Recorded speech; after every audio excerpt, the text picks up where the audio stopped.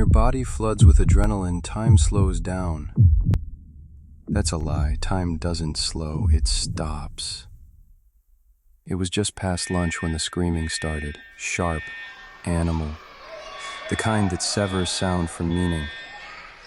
I remember the clatter of trays, the skitter of shoes across tile, then the first echoing crack of a gunshot in the hallway.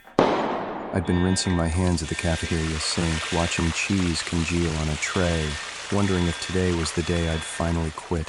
I ducked behind the lunch counter. Not brave, not noble, just trying to breathe. Then, silence. Not the kind where sound hides, the kind where sound isn't. No screaming, no footsteps, no fire alarms, not even the hum of the vending machines. I pressed my hand to my chest and didn't feel my heartbeat. And then I smelled potatoes. Steam, salt, cheap cafeteria gravy. I peeked over the counter.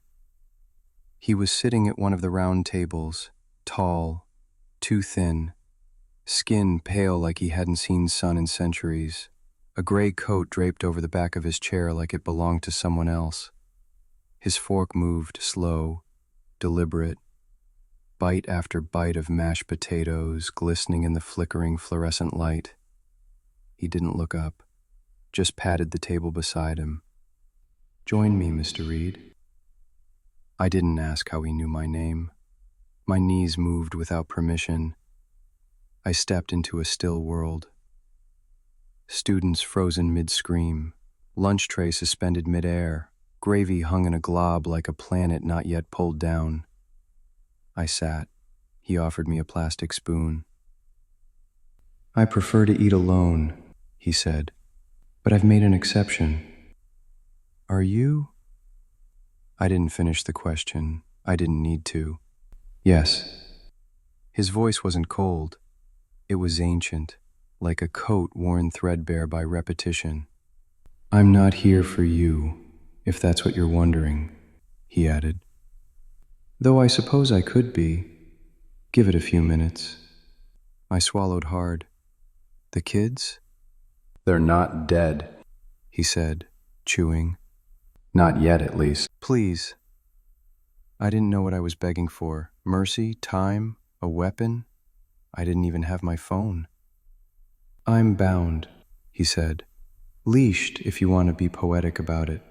Lucifer has me on call. When he wants chaos, he tugs. I reap." "But why?" I asked. "Why here? Why now?" He didn't answer, just kept eating. The mashed potatoes squelched softly with each bite. "I'm not important," I said. "I know that. I teach middle school, I eat microwave dinners, I forget people's birthdays. But they're just kids, please." He looked up for the first time. His eyes were the color of old stones. "You thought your words mattered," he said quietly.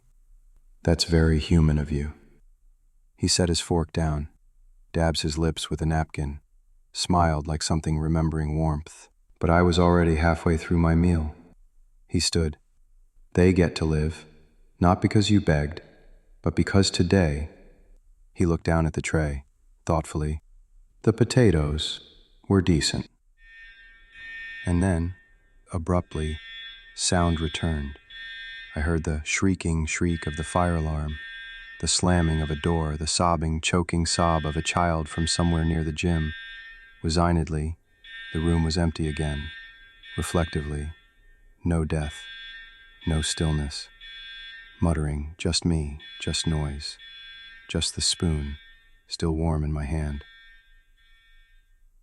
Later, the news said it was a miracle. The shooter's gun jammed.